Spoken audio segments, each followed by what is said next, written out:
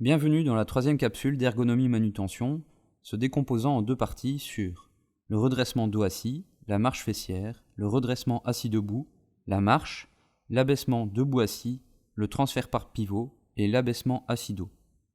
Cette vidéo s'adresse principalement aux DCB infirmiers responsables en soins généraux. Elle se réfère à l'unité d'enseignement 1.14.2, premier secours ergonomie, acquis d'apprentissage ergonomie manutention.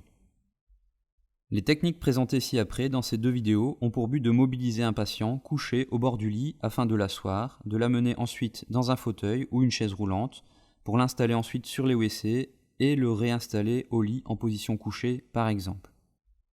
Nous rappelons que les principes de base, tout en utilisant les potentialités du matériel, restent de rigueur.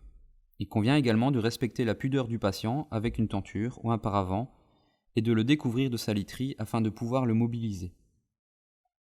Une fois ces principes bien intégrés, il s'agit d'expliquer au patient les postures et mouvements qu'il doit réaliser de manière synchronisée avec le soignant. Dans cette première partie de vidéo, plusieurs possibilités dans l'ordre des mouvements sont envisageables. Soit réaliser d'abord une translation couchée et ensuite un redressement dos assis, ou soit réaliser d'abord le redressement et ensuite une marche fessière. Pour étayer votre choix, évaluez le risque de chute et l'état de santé dans lequel se trouve le patient. Pour la réalisation du redressement dos assis en mode aidé, il est préférable de relever le dossier d'une trentaine de degrés afin d'aider au redressement du tronc. Le soignant va solliciter et stimuler le patient afin d'amener les jambes superposées au bord du lit du côté du soignant, prendre appui sur le matelas avec la main proche du soignant, attraper l'avant-bras de manière mutuelle en prise en trident ou en dragonne, regarder son ventre lors du mouvement. Au signal du soignant, 1, 2, 3, le soignant fera sortir les jambes du lit par une cuillère au niveau des jambes superposées, proches suréloignées, et réalisera une traction sur l'avant-bras du patient afin de se retrouver en position assis au bord du lit.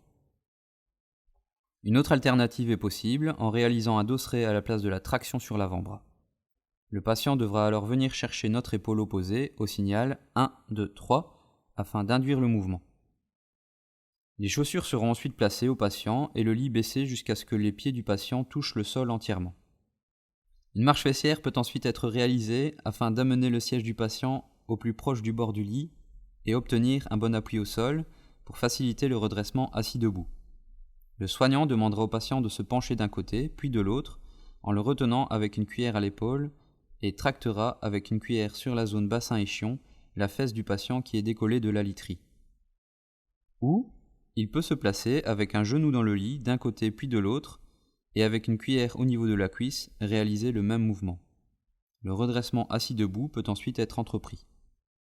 Le soignant va donc stimuler le patient afin de placer correctement ses pieds pour obtenir une stabilité optimale, prendre appui avec une main sur le matelas et une main à l'épaule, ou alors avec une main au bassin et une autre à l'épaule du soignant.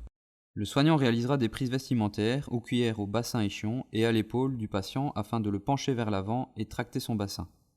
Au signal 1, 2, 3, le patient se mettra debout.